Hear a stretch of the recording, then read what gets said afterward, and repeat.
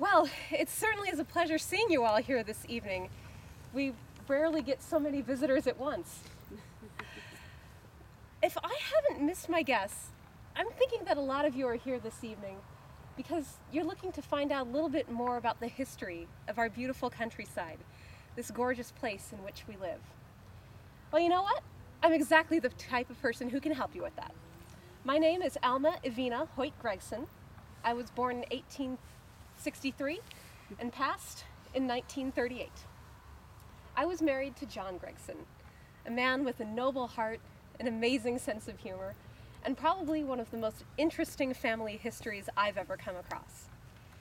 The story of the Gregson family starts out like many others, starts out like the story of many other pioneers of their time, how they persisted with dogged determination east to west across the continent, how they endured all the hardships of the overland passage, and how they coped with the primitive way of life that met them here. It's a familiar story. But it's only through a series of fortunate twists of fate that the family name of my mother-in-law, Marshall, and that of my father-in-law, Gregson, will forever be interwoven on the pages of California history with names like Sutter and Fremont and Vallejo. The story of the Gregson family begins near California's American River.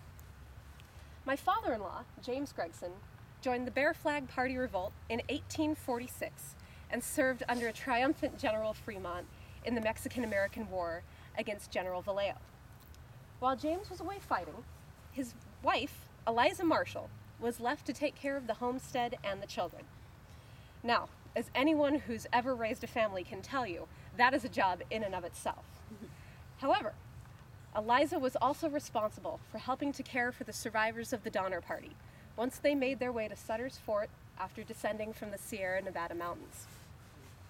It was Eliza and James' first daughter, Annie Gregson, was the first white child ever born at Sutter's Fort. The native people used to come from, as far away as 40 miles just to take a look at her, is the story that Eliza told us. Some would even go so far as to pinch her or pull her hair just to make sure they weren't being duped by a well-constructed doll. After the Gregsons spent a few years at Sutter's Fort, some better, some worse, they decided it was time to relocate. They had heard some Donner Party folk had relocated to Sonoma County and decided to give that place a try.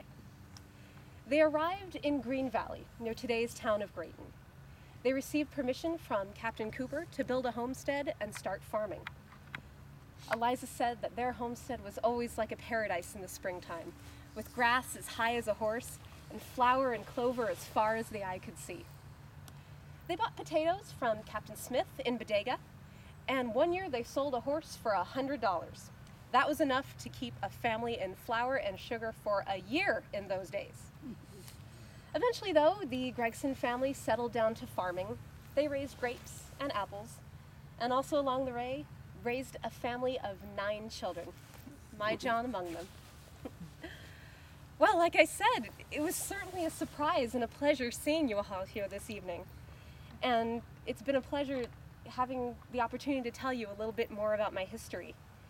If I'm not mistaken, though, I think there might be someone a little further down the road with a few more stories to tell. I'd love to go with you, but I think I'm going to stay a little bit while longer and visit with John. Feel free to come back anytime you like.